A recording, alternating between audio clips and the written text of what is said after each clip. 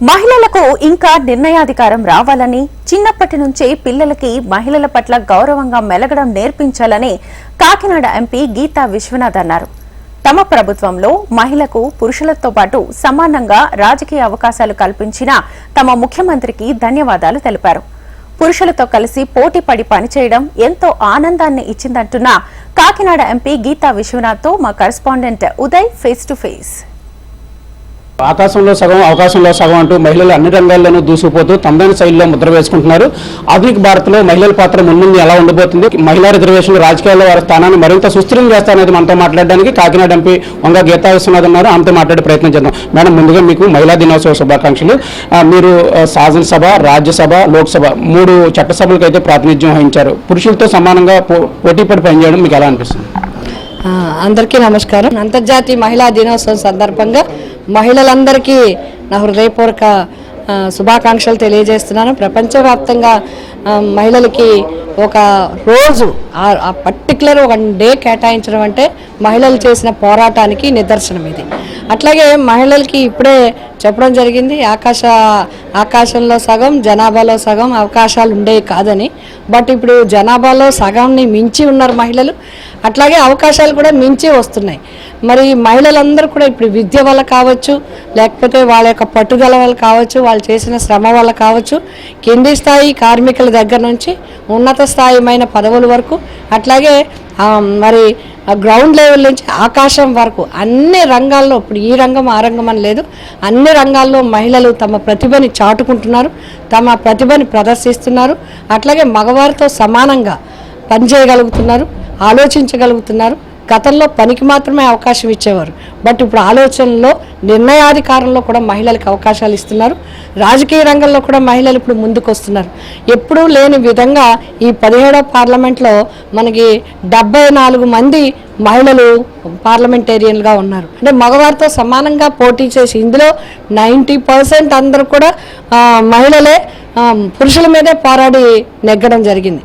అయినప్పటికీ ఇంకా మహిళలుగా నిర్ణయాధికారాల్లో ఇంకా ముఖ్యమైన విషయాల్లో మహిళలకి ప్రాధాన్యత రావాలి. ఇది రావాలి అంటే కుటుంబం నుంచే స్టార్ట్ కావాలి. అబ్బాయితో సమానంగా చదువులు ఇస్తున్నారు, ఉద్యోగాలు చేస్తున్నారు, అన్ని చేసినా కూడా ఇంకా పేరెంట్స్ కూడా తప్పనిసరిగా మహిళలకి, అమ్మాయిలకి ఎక్కువ అవకాశం ఇచ్చేలాగా, అమ్మాయిల్ని ధైర్యంగా పెంచేలాగా ఆ విధంగా ఆలోచన విధానం ఇంకా మారాల్సి ఉంది. ఆ విధంగా మారితే ఇంకా అంతర్జాతీయంగా కూడా ఇప్పుడు ఎక్కడెక్కడికో గ్రామీణ ప్రాంతాల్లో స్కూల్స్లోనే కాదు, అంతర్జాతీయంగా అమెరికాలో కూడా వెళ్ళి ఇతర దేశాలకు వెళ్ళి చదువుకోగలుగుతున్నారు, ఉద్యోగాలు చేయగలుగుతున్నారు. మహిళలకి ఆంధ్రప్రదేశ్లో ఆడవాళ్ళకి ఎక్కువ ప్రాధాన్యత ఉందనడానికి ఒక ఉదాహరణ ఏంటంటే ముఖ్యమంత్రి గారి చొరవతో నామినేటెడ్ పోస్టులో కూడా ఇప్పుడు మాకు దగ్గర 50 నుంచి 60 కార్పొరేషన్లు ఉంటే అందులో సగం మంది మహిళలు ఉన్నారు. అట్లాగే నామినేటెడ్ పోస్టులు అన్నింటిలో మార్కెట్ కమిటీ చైర్మన్ ఏ పదవి ఇచ్చినా కూడా మహిళలకి 50%, ఏ కమిటీ వేసినా కూడా మహిళలకి 50% ఇస్తున్నారు. ఈ విధంగా మహిళలకి ప్రాధాన్యత ఇచ్చాం. కాంట్రాక్ట్స్లో కూడా మహిళలకి 50% ఇస్తున్నారు. ఇవన్నీ ఎంకరేజ్ చేయటం, మాటల్లో కాకుండా చేతల్లో చూపిస్తున్న ముఖ్యమంత్రి వైఎస్ జగన్మోహన్ రెడ్డి. మేడం, అంటే ఇప్పుడు మీరు ఈసారి కనుక ఎన్నికల్లో కనుక విజయం సాధిస్తే మహిళా మంత్రిగా మిమ్మల్ని చూడొచ్చా? ఇప్పుడు ముఖ్యమంత్రి గారికి ధన్యవాదాలు. ఏంటంటే మహిళలకి ఎమ్మెల్యేలుగా, ఎంపీలుగా అవకాశం ఇచ్చారు. గత ఎన్నికల్లో మాకు ఎంపీలుగా 4గురికి అవకాశం ఇచ్చారు. ఒక ఎస్సీ, ఒక ఎస్టీ, ఒక బీసీ, ఒక ఓసీ జనరల్ 4గురికి ఇచ్చారు. మేము 4గురు నెగ్గాం.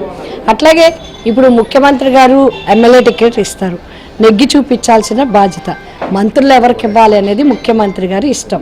అది వారి యొక్క ప్రాధాన్యత మీద ఉంటుంది. మేము కోరేది ఏంటంటే నియోజకవర్గం నుంచి మేము మంచి మెజార్టీతో గెలవాలి. తప్పకుండా ముఖ్యమంత్రి గారితో నియోజకవర్గ అభివృద్ధికి కృషి చేయాలి. ప్రస్తుత పార్లమెంట్లో 74 మంది మహిళా సభ్యులు ఉండడం ఎంతో గర్వకారణం అని చెప్తున్నారు. కుటుంబ స్థాయి నుంచి మహిళలను ప్రోత్సహించి వారిని ఉన్న స్థాయికి తీర్చిదిద్దే బాధ్యత కుటుంబాలపైన ఉంటుందని చెప్తున్నారు. ప్రస్తుత పరిస్థితుల్లో వైఎస్ఆర్సీపీ ప్రభుత్వం మహిళలకు 50% రిజర్వేషన్ కల్పించి వారి అభ్యున్నతికి పాటుపడుతుందని కూడా వంగ గీతా విశ్వనాథ్ చెప్తున్నారు.